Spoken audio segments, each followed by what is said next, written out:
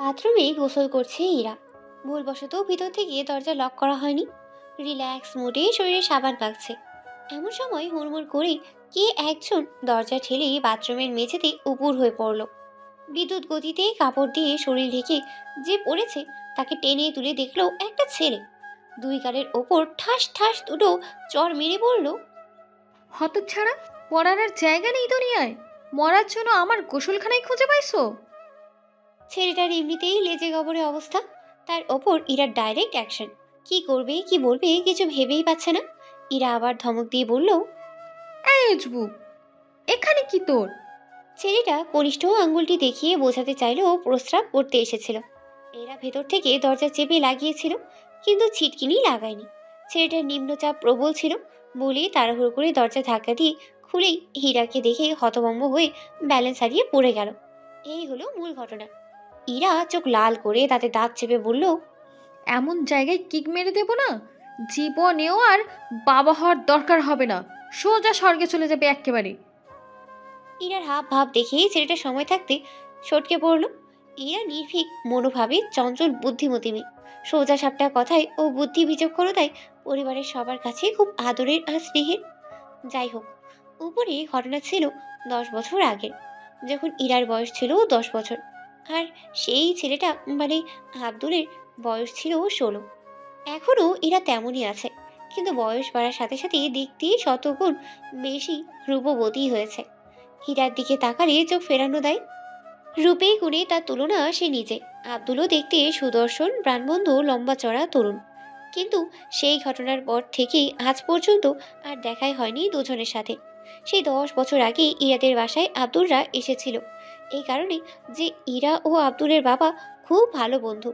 ইরার বাবা শহরের নামকরা প্রথম সারির বিজনেসম্যান, আর আব্দুলের বাবা সরকারি উচ্চ পদস্থ একজন কর্মকর্তা। আব্দুলের বাবার অন্য কোথাও ট্রান্সফার হয়েছিল এবং সেখানেই চলে যাওয়ার আগে ইরার বাবা আব্দুলদের দাওয়াত করেছিল তার বাসায়। তারপর ঘটেছিল সেই ঘটনা। দুজনেই হয়তো এখন ভুলে গেছে সেসব। সময়ের স্রোতে এতখানি ভেসে এসে অতীত আর কতটাই বা স্পষ্ট মনে থাকে। সব কিছু একসময় বাস্তবতার আড়ালে চাপা পড়ে যায়। আব্দুলের বাবার আবারও ট্রান্সফার হয়ে এই শহরেই চলে এসেছে। আব্দুলরা থাকে সরকারি অফিসের কোয়ার্টারে। ইরাদের বাসা থেকে অফিসের কোয়ার্টার 1 কিলোমিটারের কম হবে, বলতে গেলেই কাছাকাছি। আব্দুলের বাবা মা ইরাদের বাসায় দেখে করতে গেলেও আব্দুলের যাওয়া হয়নি। তাই 10 বছর আগে সেই মেয়েটিকে নিয়ে তার কোনো স্মৃতি আর তাজা হয়নি। মা বাবা যাওয়ার জন্য জোর করলেও আব্দুল যাওয়ার আগ্রহই দেখায়নি, কারণ 10 বছর আগেই বাবার বন্ধুর মেয়ে অতটা ভয়ঙ্কর ছিল, এখন না জানি কতটা বেশি ভয়ঙ্কর। বিজনেসম্যান বাবার একমাত্র মেয়ে বলেই কলেজে অন্যরকম একটা পরিচিতি ইরার। ছোটখাটো একটা গ্যাং আছে তাদের। তাদের নিয়ে নতুনদের একটু একটু উত্তক্ত করে ক্যাম্পাসে। সিনিয়ররা ক্রাশ খেয়ে চুপচাপ হজম করে নেয়। ভয়ে ইরার সামনে টু শব্দ করারও সাহস পায় না। সবাই জানে ইরার সামনে প্রেম ভালোবাসা নিয়ে গেলেই মা নিজেদের চাটনি বানিয়ে পুরো কলেজে বিলিয়ে দেবে। ইরা যতখানি সুন্দরী তার চেয়ে দ্বিগুণ ঠোঁটকাটা স্বভাবের। যা মুখে আসে অমনি বলে দেবে, সামনে যে যাই থাকুক। এসবের জন্য সিনিয়রেরা ইরার ব্যাপারে নাক গলাতেই আসে না। ক্যাম্পাসে বসে আড্ডা দিচ্ছিল ইরা ও সাঙ্গাবাঙ্গ নিয়ে। কি একটা প্রয়োজনে আব্দুল কলেজের গেটে পেরিয়ে ভিতরেই আসলো। ইরার বন্ধু বান্ধবীদের চোখ পড়লো আব্দুলের উপর। ফুল হাতা চেক শার্ট গায়ে, হাতা কোনোই পর্যন্ত ভাঁজ করা, হাতে কালো ঘড়ি, পরনে জিন্স প্যান্ট, পায়ে কনভার্ট, চোখে কালো সানগ্লাস। ফর্সা গায়ের রং, তার ওপর প্রায় 6 ফুট লম্বা। পোশাক আশাকে আরো আকর্ষণীয় লাগছে আব্দুলকে। সবাই ফ্যাল ফ্যাল করে তাকিয়ে আছে আব্দুলের দিকে। ইরার একটা বান্ধবী লিজা নিজেকে আর সামলাতে না পেরে আব্দুলকে উদ্দেশ্য করে বলল, ও হিরো, তুমি মনে হয় এফটিসি ভেবে ভুল করে কলেজে ঢুকে পড়ছো। আব্দুল ঘুরে দাঁড়িয়ে চোখের সানগ্লাস খুলে লিজার দিকে তাকিয়ে মুচকি হাসলো। আব্দুলের হাসি দেখে লিজার ফিমনি খাওয়ার উপক্রম। এসব দেখে ইরার গা জ্বলে যাচ্ছে। দাঁত কটমট করে লিজাকে বলল, ছেলে দেখলে আর সহ্য হয় না, তাই না? একেবারে গলে পড়তে হবে। লিজা ফিসফিস করে বলল, এ তো ছেলে নয় রে, রাস্তায় ভুল করে কলেজে ঢুকে পড়া বাংলা সিনেমার হিরো। ইরা বলল, তাই না? দাঁড়া, দেখ তোর হিরোকে কিভাবে জিরো করি। আব্দুল দাঁড়িয়ে অপেক্ষা করছে কারোর জন্য হয়তো, মোবাইল বের করে কাউকে কল দিচ্ছে হয়তো, কিন্তু সংযোগই পাচ্ছে না। ইরা ওর বন্ধু রবিনের সানগ্লাসটি এনে চোখে পড়ে পায়ের উপর পা তুলে তুড়ি বাজাতে আব্দুল ইরার দিকে তাকালো। ইরা হাতের ইশারায় আব্দুলকে ডাকতেই আব্দুল এসে সামনে দাঁড়ালো। ইরার পেছনে ওর বন্ধু বান্ধবীরা ইরাকে ঘিরে দাঁড়িয়ে আছে। একটু ভাব নিয়ে ইরা বলল, নাম কি? ইরার এরকম আচরণ আব্দুলের ভালোই লাগলো না, তাই সবার উপর নজর বুলিয়ে ইরার প্রশ্নের বাঁকা জবাব দিল, নাম জেনে কি হবে? আমার নামে রেশন কার্ড দিবে নাকি? আব্দুলের কথায় ইরার বন্ধু বান্ধবীরা হেসে উঠতেই ইরার চোখ রাঙিয়ে আবার সবাইকে চুপ করে গেল। ইরা বলল, নতুন নাকি? আব্দুল বলল, হ্যাঁ। যাও 10 টাকার বাদাম নিয়ে আসো আমার জন্য। বলেই পার্স ব্যাগ থেকে 10 টাকার একটি নোট বের করে আব্দুলের দিকে বাড়িয়ে ধরলো ইরা। আব্দুল নুয়ে ইরার পা দেখতে লাগলো। ইরা অবাক হয়ে বলল, কি হলো, কি দেখছো? আব্দুল বলল, না, দেখলাম তোমার পা তো ঠিক আছে, ল্যাংড়া খোড়া হলে না হয় দয়া করে এনে দিতাম। এবার ইরার মেজাজটা গরম হয়ে উঠল। এই প্রথম কেউ এভাবে ইরার সাথেই পাঙ্গা নিচ্ছে। ইরা কটমট করে বলল, এই যে, বেশি শিয়ানাগিরি দেখিও না, এখানে সবাই আমার কথাই চলে। আব্দুল বলল, আচ্ছা, তোমার বাবার নামটা কি বলো তো, অথবা তোমার বাসার অ্যাড্রেস? ইরা অবাক হয়ে বলল, মানে? আব্দুল বলল, না মানে মিলিয়ে দেখতাম আগে পিছে তোমার বাসায় তোমার বাবার কোনোদিন খাবার খেয়েছি কি না। ইরা আবারও অবাক হয়ে বলল, মানে কি? মানে হলো যারা তোমার কোথায় চলে তারা হয়তো তোমার বাবার খায়, নয়তো ব্যক্তিত্বহীন। আমি আমার বাবার খাই এবং নিজের মসজিদে চলি, বুঝলে? আব্দুলের কথা শুনে সবাই হাঁ করিয়ে তাকিয়ে আছে। আব্দুল মুচকি হেসে ইরাকে বলল, এই যে ম্যাডাম ঝালমরিচ, মা বাবা নিশ্চয় সুন্দর একটা নাম রেখেছে, তো নামটা কি জানতে পারি? ইরা তখন রাগে কটমট করে বলল, আমার নাম ইরা। আব্দুল বলল, তো মিস ইরা, আপনার জায়গায় কোনো ছেলে হলে এতক্ষণে নাক বরাবর মেরে দিতাম ঘুষি। আব্দুলের কথায় আবারও ইরার বন্ধু বান্ধবীরা হো হো করে হেসে উঠল। সবার সামনে নিজের বেস্টিজ পাঞ্চার হতে দেখে ইরার মগজে আগুন ধরে গেল। উঠে দাঁড়িয়ে আব্দুলের শার্টের কলার ধরে বলল, এত অ্যাটিটিউড! আমার সাথে পাঙ্গা নেবার মজা তো ভোগ করতেই হবে। এখান থেকে সোজা হাসপাতালে পাঠানোর ব্যবস্থা করছি, দাঁড়া। ইরা আব্দুলের শার্টের কলার ছেড়ে দিয়ে রাগে ফসফস করতে করতে রবিনকে বলল, রবিন, পোলাপান নিয়ে ওর ঠ্যাং ভেঙে হাসপাতালে পাঠানোর ব্যবস্থা কর। কথা শেষে ইরা আবার পায়ের ওপর পা তুলেই বসলো। রবিন চোখ লাল করে সামনে এগিয়ে এসে আব্দুলের পা থেকে মাথা পর্যন্ত দেখে চোখ বুলিয়ে বলল, হুম, গতকাল গার্লফ্রেন্ডের মাথায় ছুঁয়ে কথা দিয়েছি অন্যদের মারপিট করবো না, তাই বেঁচে গেলি। রবিনের কথা শুনে অন্যরা সবাই অবাক। লিজা বলল, কিরে হারামি, তুই প্রেম করিস অথচ আমরা জানি না? ইরা বলল, তোর তো গার্লফ্রেন্ড ছিল না, তার আবার মাথা আসলো কোথা থেকে? রবিন থতমত খেয়ে বলল, প্রেমহীন এই জীবনে মৃত্যুর চেয়ে বেশি যন্ত্রণাময়, তাই প্রেমিকা না থাকলে পটিয়ে নিতে হয়। ইমার্জেন্সি এটাকে পটিয়ে সিঙ্গেল লাইফকে আনুষ্ঠানিকভাবে বিদায় করেছি। রবিনের কথা শুনে সবাই হাঁ হয়ে আছে।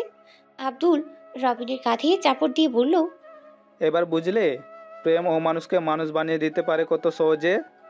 রবিন আমতা আমতা করে বলল। ভাই, প্রশংসা করলে নাকি অপমান? আব্দুল মুচকি হেসে বলল, সেই যাই হোক, কবি বলেছেন প্রেমেরই প্রদীপখানি চিরদিন জ্বলে, স্বর্গ হতে আসে প্রেমের স্বর্গে চলে যায়। যে বুকে প্রেম থাকে সে বুকে আর হিংসা বিদ্বেষ ঠাঁই হয় না। এবার তোমার মহাপুরুষ হয়ে ওঠার পালা, রবিন।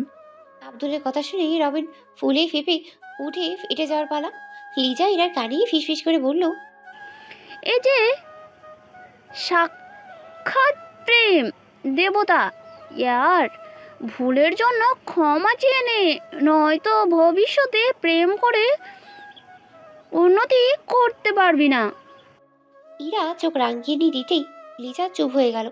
আব্দুল লিজাকে বলল, এই যে টুনটুনি, অনার্স প্রথম বর্ষে মানবিক বিভাগের আয়সাকে একটু ডেকে দিবেন দয়া করে।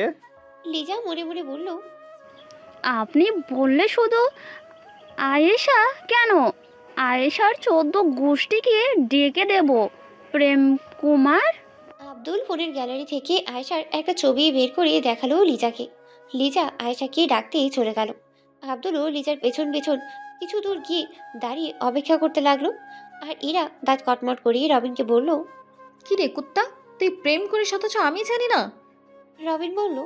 আরে কিসের প্রেম, ওর গায়ে হাত তোলার আগেও নিজে তো আচ্ছা মতো আমাদের পিটিয়ে পাউরুটি বানিয়ে ফেলতো। সুস্থ শরীর কয়েকদিন যে বাঁচবো তার আর উপায় থাকবে না, দেখিস নি ওর বডি ফিগার। ইরা ভেঙচি কেটে বলল। ভিতর ডিম একটা। তবে আমার হাত থেকেও রেহাই পাবে না বলে দিলাম। লিজা আয়েশাকে সঙ্গে করে নিয়ে এলো। আব্দুলকে দেখি আয়েশা দৌড়ে এসে ভাইয়া বলে জড়িয়ে ধরলো। আব্দুল আয়েশার সাথে কথাবার্তা বলে বাড়ি ব্যাগ থেকে 10,000 টাকা বের করে আয়েশার হাতে দিয়ে বিদায় নিয়ে চলে যাওয়ার উদ্দেশ্যে পা বাড়ালো। আব্দুল কলেজ গেট পেরিয়ে যাওয়ার পরে ইরা আয়েশাকে ডাকলো। আয়েশার সামনে এসে দাঁড়াতেই ইরা জিজ্ঞেস করলো। ছেলেটা তোর কি হয় রে? আয়েশা বলল। কে? আব্দুল ভাইয়ার কথা বলছেন? হুম, ওই ছেলেটা। আপন ভাই হয় তোর? আপন ভাই না হলেও আপন ভাইয়ের চেয়ে বেশি আপু। মানে? মানে আমার বাবা ভাইয়াদের গ্রামের বাড়ি দেখাশোনা করতো। এক ঝড়ের দিনে গাছের ডাল ভেঙে পড়ে বাবার গায়ে বাবা মারা যায়। বাবার ইচ্ছে ছিল আমাকে শহরে বড় কলেজে পড়াশোনা করাবে। বাবার সেই ইচ্ছেটা ভাইয়া পূর্ণ করেছে। আমার এবং আমার পরিবারের দায়িত্ব ভাইয়ারা নিয়েছে। আজকাল আপনজনরাও এতটা করে না আপু।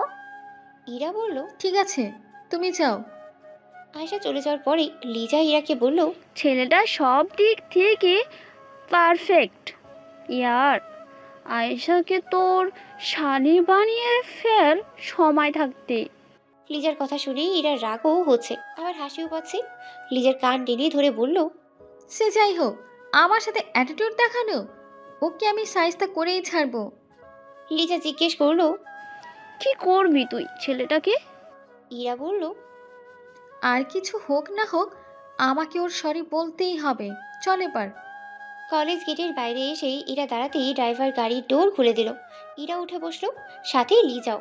লিজাদের বাসায় একদম পাশেই, তাই লিজাকে সবসময় সঙ্গে করে নিয়েই ঘোরাফেরা করে ইরা। গাড়ি ছুটে চললো।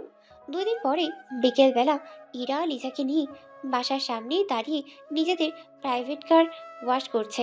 আর সেই পানি রাস্তায় ছড়িয়ে দিয়ে মাঝখানের একটা ভাঙ্গা জায়গায় অনেকটা জমা হলো। দুর্ভাগ্যবশত এমন সময় আব্দুল বাইক নিয়ে আসলো এই পথে। সেই ভাঙ্গা জায়গায় আব্দুলদের বাইকের চাকা পড়তেই নোংরা পানি ছিটকে গিয়ে ইরা ও লিজার নাকে মুখে গেল।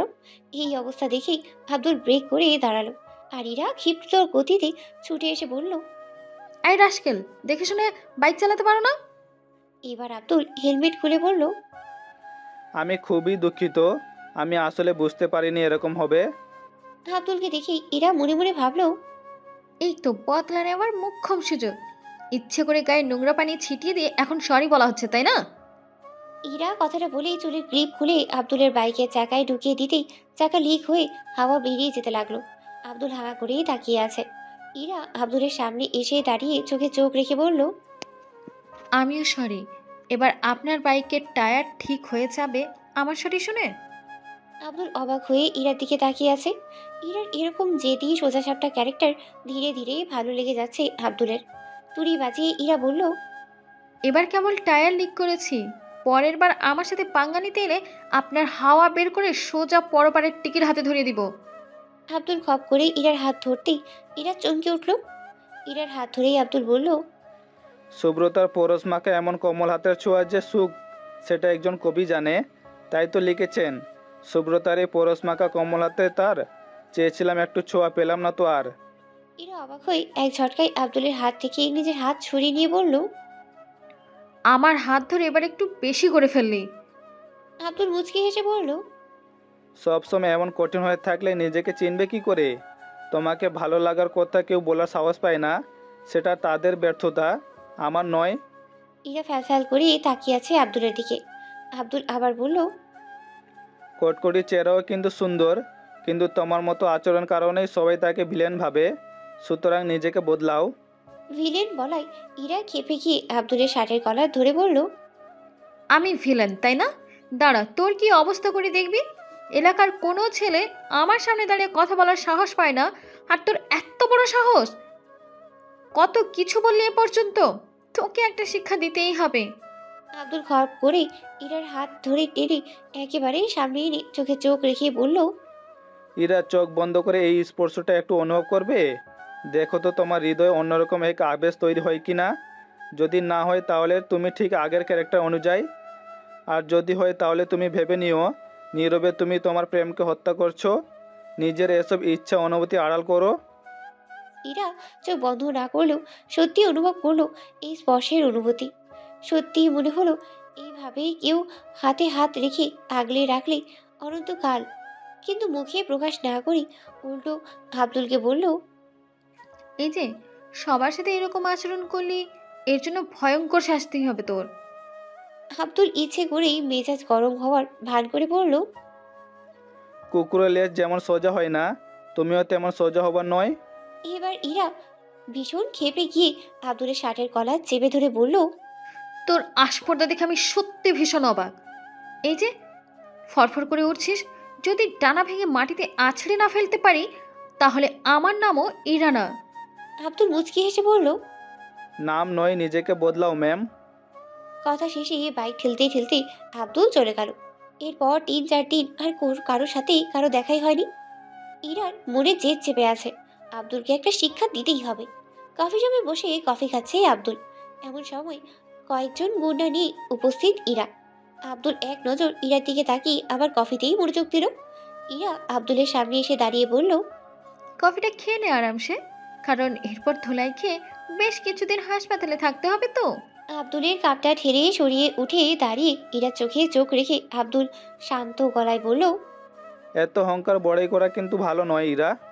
ইরা বলল, তোর মতো ছোট লোকদের রাখতে হয় পায়ের তলায়, একটু বেশি ছাড় দেওয়া হয়ে গেছে।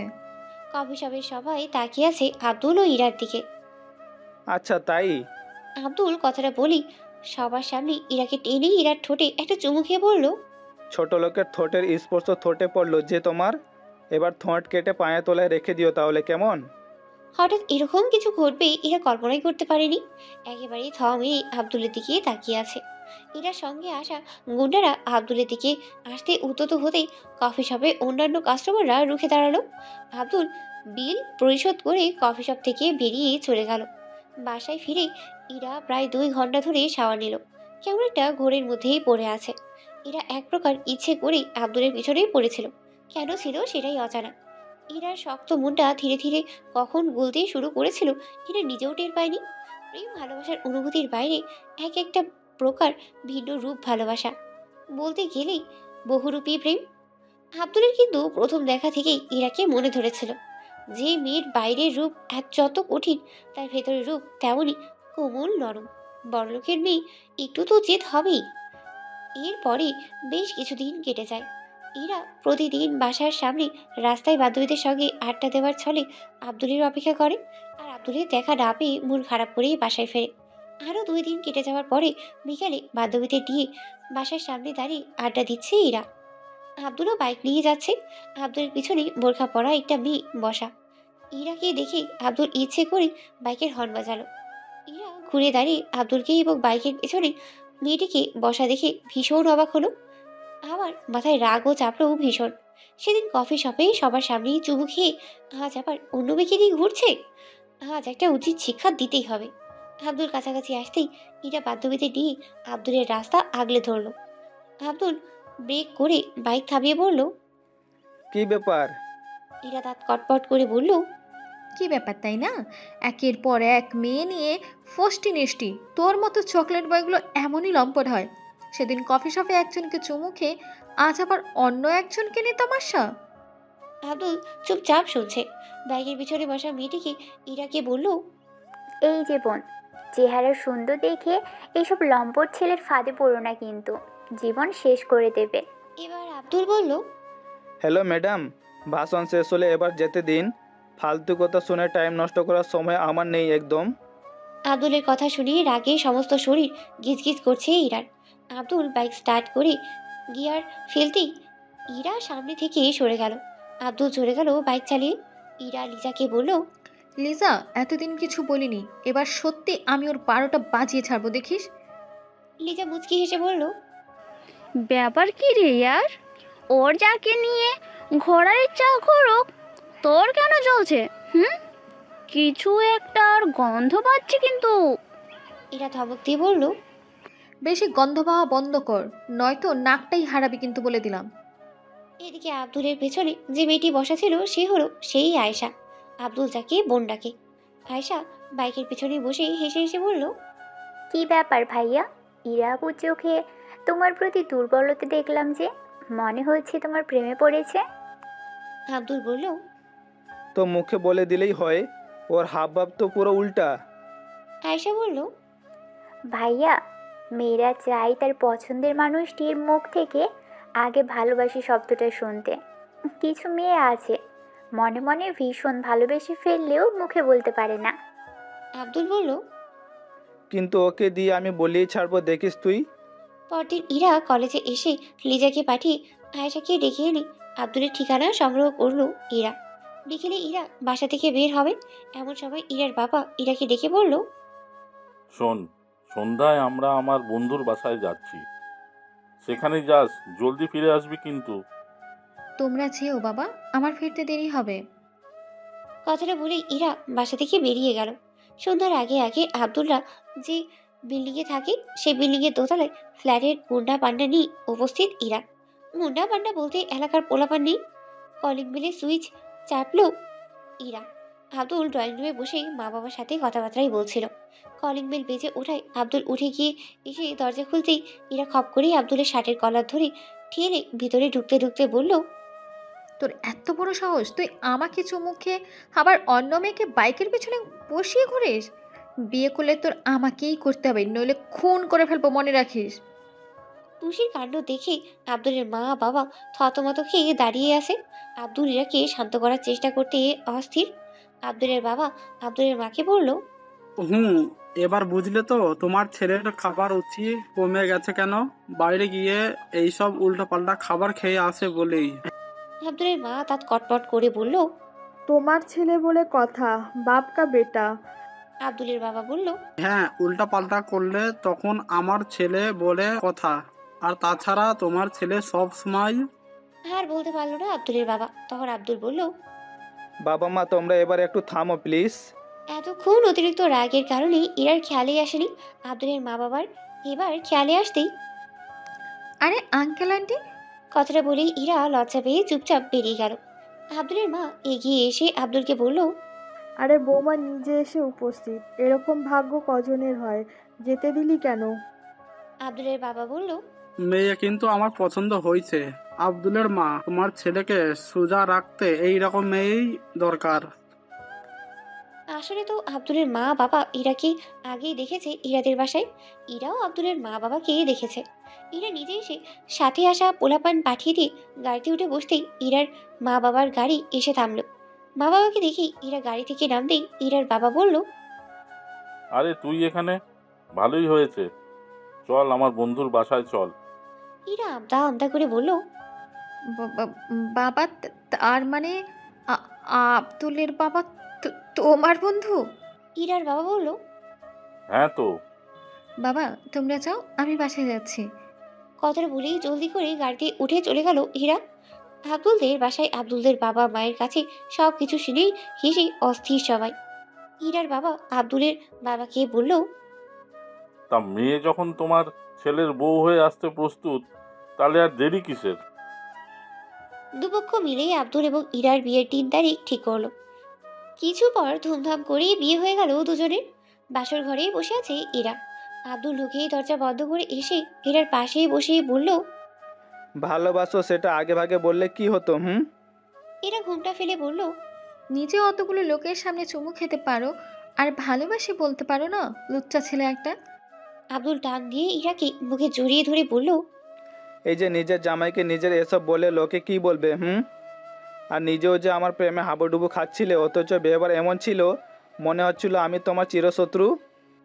এবার ইরা খিলখিল করে হেসে ফেলে বলল, মিস্টার জামাই, সেটা ছিল বহুরূপী প্রেম।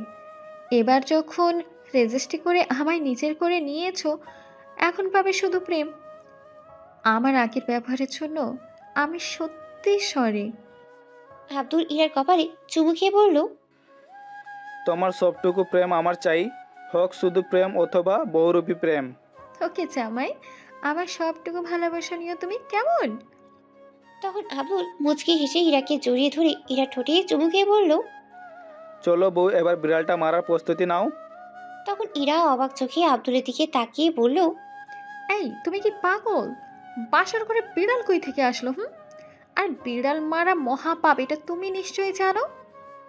তখন আব্দুল মুচকি হেসে ইরাকে আর একটু শক্ত করে জড়িয়ে ধরে বলল। আরে আমার পাগলি বউ, সেই বিড়াল আর এই বিড়াল সম্পূর্ণ আলাদা। তাই বাসর ঘরে বিড়ালটা মারতে হবে, না হলে প্রায় স্বামীরা এই রাতে বিড়াল না মারতে পারলে অনেক কষ্ট পায়। তাই নাকি?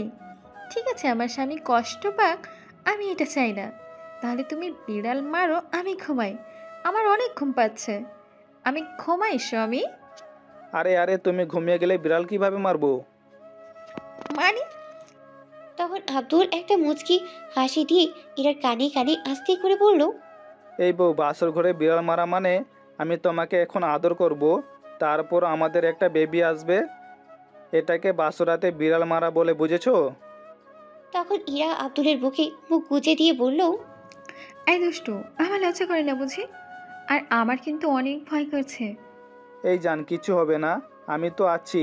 প্রথম প্রথম একটু ব্যথা হবে, তারপর সব ঠিক হয়ে যাবে, দেখো। সত্যি বলছো তো? নাহলে মায়ের দিব বলে দিলাম। বাবা, সত্যি বলছি। এবার আমার কাছে আসো, একটু আদর করি। আচ্ছা বাবা, ঠিক আছে, যাচ্ছি। ইরা আব্দুলের একটু কাছে আসতেই আব্দুল ইরাকে জড়িয়ে ধরে খাটে শুইয়ে দিল। এরপর আব্দুল ইরার ওপরে উঠে ইরার ঠোঁট জোড়া দুটো মুখে পুড়ে নিয়ে চুষতে লাগলো। কিছুক্ষণ ইরার ঠোঁট খাওয়ার পর আস্তে আস্তে ইরার গলায় বুকিয়ে নাভিতে চুমু খেতে লাগলো। ইরা আব্দুলের স্পর্শ পেয়ে কেঁপে কেঁপে উঠছে। আব্দুল ইরার নাভিতে চুমু খাচ্ছে আর এক হাত দিয়ে স্লাইড করতে লাগলো। আব্দুলের এরকম চুমু আর স্লাইডে ইরা আর নিজেকে ধরে রাখতেই পারল না। খপ করে ইরা আব্দুলকে জড়িয়ে ধরলো। আর তখনই কেউ একজন রুমের লাইটটা বন্ধ করে দিল।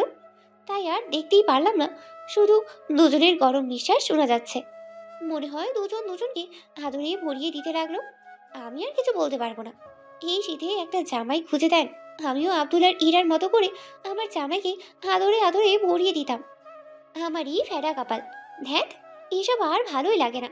কয়দিন আছি, ভাবলাম বিয়ে করে জামাইরে আদর ভালোবাসা পাবো।